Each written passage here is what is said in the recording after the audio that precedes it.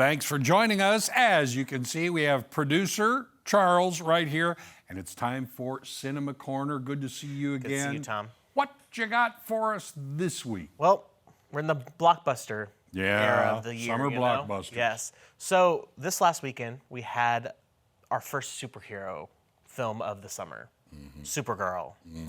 So This ain't your daddy's Supergirl. This is a different one altogether. yes, exactly. Okay. So this is actually the second film in the new DC universe after last year's Superman. So this follows Kara Zor-El as she joins forces with an unlikely companion on an interstellar journey of vengeance and justice when an unexpected adversary strikes too close to home. We got a little glimpse of her yes. in Superman. At the end of Superman last year, we got just a tiny taste of Millie Alcock as Supergirl. She's a wreck. She's a wreck, yes. So she is back. She's donning the cape as Supergirl. And so this Supergirl, though, kind of is, she's Supergirl, but she's not in her heroic phase yet. Okay. So she's still kind of dealing with the traumas of Krypton dying, coming to Earth, everything like that. So it definitely is not like an origin story of how she got there and what came about before that. It's picking up in a certain spot with her. So, and it does take place after Superman. So there are little flashbacks of her on Krypton and when she came to Earth, though. So, starring alongside Millie Alcock, though, we have Eve Ridley and Matthias Schoenaerts, and Jason Momoa also is back in the DC. Oh, Momoa's in it? Yes, he plays. Is he a bad guy? I don't know what he plays. Lobo. Okay. I would almost say he's maybe like an anti-hero, because like Lobo means wolf, doesn't it? I think it does. I'm not sure. It may be a word for wolf I'm that not we use. Yeah, I'm not familiar with the character, but apparently he's like an immortal. Oh, okay. So I don't really know if I'd consider him good, bad. He's a little chaotic good, maybe. Okay. He's a bounty hunter, kind of. So, David Cornsweet's Superman does appear in this film as well, with small parts. Okay. He's not anything too major. He's in flashbacks and a little bit of the present day as well. Oh, okay. So, all right. I will say I love Millie Alcock as Kara, as Supergirl.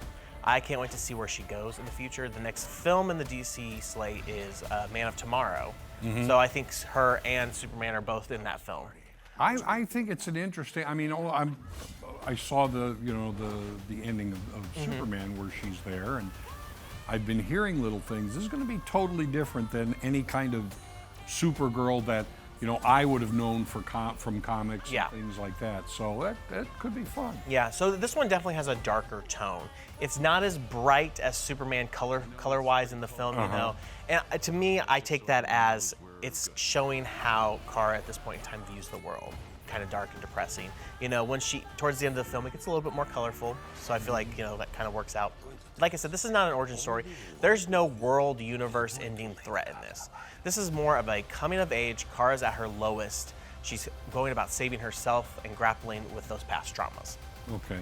From what I understand also, and correct me if I'm wrong, she's not on Earth all the time. No, for this film, she is more out in the galaxy. Okay. She's in more of the red sun planets because she'd get drunk there. She's trying to... Well, she doesn't have her superpowers unless she's with the yellow sun, our sun. Okay. Yeah, so she's kind of in these galaxy bars, hopping around, bar hopping. All right. So she's a college student. Yeah. Now, there are a lot of mixed reviews online. Don't listen to the negative ones. That's kind of being review bombed, just like the Marvels and Captain Marvel back in the day, Yeah. This is a good film. Is it as good as Superman? No, but it's still good. I think it's a strong second installment. Nobody's as good as Superman. He's the ultimate good guy. Hey, I like Supergirl, though. Now, one interesting thing I've found, Kaylee Spaney was actually considered for the role of Supergirl. Really? She was one of 4 women considered. I was like, that would have been awesome if she would have got that, being a local.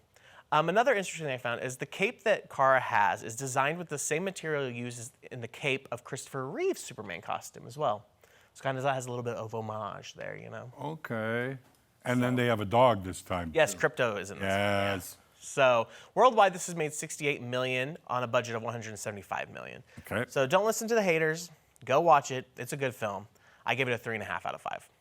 Oh, that's pretty good. Yeah. And it's a good popcorn movie. Enjoy the day at the show. It's a good blockbuster superhero film. Okay. You're not going to be disappointed. All right. So. I'll go with that. Now, let's bounce back a week. to Toy Story 5. Okay. So this is the 5th installment in the Toy Story franchise. I think a lot of people, have felt that the Toy Story franchise should have ended a couple of movies ago, but this is another good installment. Honestly, it's not bad. Okay. So Woody, Buzz, Jessie, and the rest of the gang's jobs are challenged when they're introduced to electronics, a new threat to playtime. So it has some relevance to today's world. Tom Hanks, Tim Allen, and Joan Cusack do return to voice Buzz, Woody, and Jessie. So there's a ton of other returning voice actors as well. Yeah. Because, I mean, we've now had 4 other movies. Some new voice actors, though, in this film are Conan O'Brien, Greta Lee, Craig Robinson, Alan Cumming. Alan Cumming actually voices Bullseye in one tiny scene. The horse. The horse. Oh, okay. Yeah. Oh, all right. What? So- A toy horse can speak just as well as a toy Right. cowboy. So it was fun, that one. Great. So the story, What does Conan do? Conan is one of a tech toy. Okay. Yeah, he's like a toy that helps kids learn how to potty train. Yeah. So It's just fun. This sounds okay. It's a fun movie. exactly. And this one focuses more on Jessie over Woody and Buzz. And I think that's a good thing because Woody and Buzz have had 4 films now. Jessie is now more in the forefront here. But Woody and Buzz aren't put in the corner. They're still. Are you trying to push them off to the old toy box? So I consider there to be 3 plots in this film. Okay. So Jessie kind of takes the A plot, Wood and Buzzy kind of take the B plot, Okay. and then the C plot is like a ton of Buzz Lightyears, which is a really funny C plot. Okay. But they all merge into the A plot, eventually. So I will say one thing I liked is this doesn't make tech the big bad villain. Both sides, the tech and the toys, want the best for their kids. Well, in the first one, Buzz Lightyear was the big bad villain to Woody, but that's not how it ends. Exactly. So this is another, it's just they're being introduced to a new part of the world. Yeah. All right. Exactly. Okay. I will say one thing I was kind of like, oh, I wish they would have done more. The original supporting characters, Ham, Rex, Slinky Dog, the Potato Heads, Yes. they're very, very, very minor in this Okay. film, and they're the kind of the comedic supporting characters in the other films, and they felt like they didn't have as much screen time in this one. Okay. But it doesn't Well, hurt the film terribly. This sounds like it's leading down a path for Toy Story 6 or 7. You're introducing new characters and They'll probably keep milking the franchise as long as they possibly can. probably. So it's a Everybody good. else is. Right, exactly. But this is a good installment. It doesn't top the earlier movies, Toy Story 1 and 2, but it's a good addition to the franchise. Worldwide, it's made in the 2 weeks $585 million on a budget of $250 million. So it's doing Flip the good. profit. Yeah, I gave it a 4 out of 5. So Very good. now moving on, we're getting to the end of June with Pride Month, but backing up a few weeks ago, is the same week of Toy Story, we had the release of Leviticus, an R-rated queer supernatural horror film. Okay. So this centers around 2 teenage boys who must escape a violent entity that takes the form of the person they desire most, each other. Okay. So this stars Joe Bird and Stacey Clausen and is the feature directorial debut of Adrian Chiarella. So this is actually an Australian film that was shot in Australia and everything like that. Sadly, it did not get very many theatrical releases here in the States. So it deserves the love that Obsession and Backrooms have gotten this year. It's been a great year for horror. Yes. And this is another great installment in the horror epilogue of 2026. Okay. Bird and Clausen deliver great performances throughout the whole film. It's really good as a horror film. It keeps you on the edge of the seat. It hits on those evils of conversion therapy and homophobia. And what I like too is it keeps the audience in the dark of what's real and what's not, like the characters. So you don't know if that, who they're talking to is real or not. Yeah. So it keeps you on that same line as the characters. Okay. Had we had a chance to see it in Springfield So area?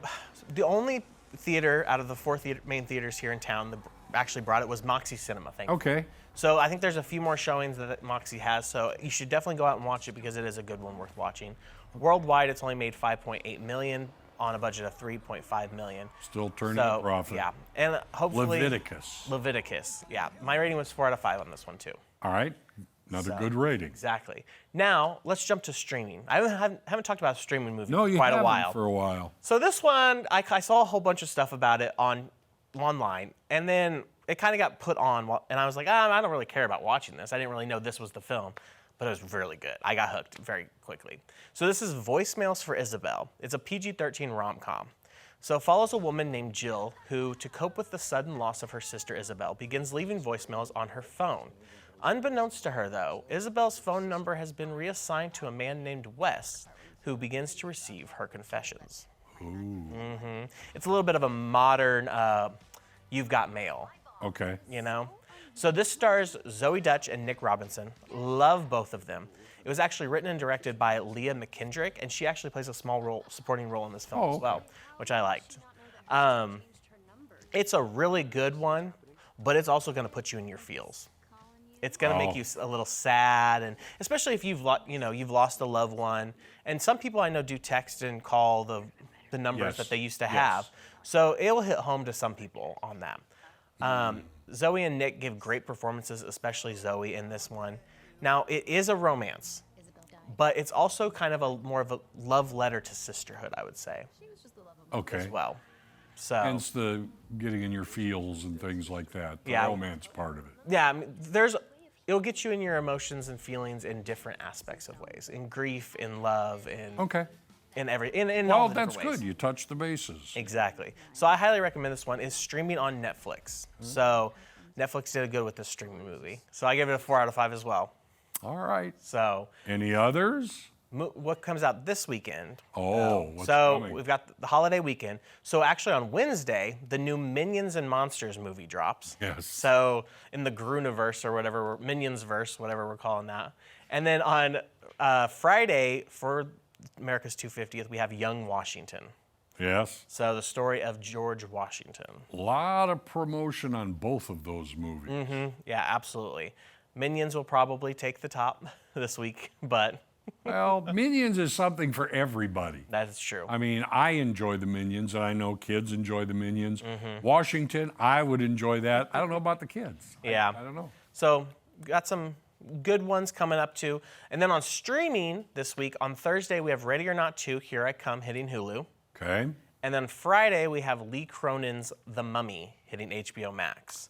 And that's not like The Mummy with Brendan Fraser. No, this is a horror movie, The Mummy. You don't think a mummy or somebody rising from the dead is a horror movie? Oh, I don't think... Is this a woman as the mummy? I didn't go watch this one because I didn't like the trailer of it personally. I know there was one out there like that. I wonder if it's this one. I think it's this one because I think it's a kid, like a girl. Yeah. Who gets like possessed or everything. So Okay. that's what we've got on the big screens and on the streaming screens, and we've got a lot more coming out this year. Good. You'll keep us up to date on, especially the ones you mentioned are coming. Absolutely. We got the Odyssey, Spider-Man Brand New Day coming out this July. So got some big ones coming. Odyssey. I'm waiting to see that. That one will be make or break. I feel like it could go either way. Yeah. So. All right. So you've heard what's going on now, and you can also check in with Cinema Corner next time to find out what's going on then.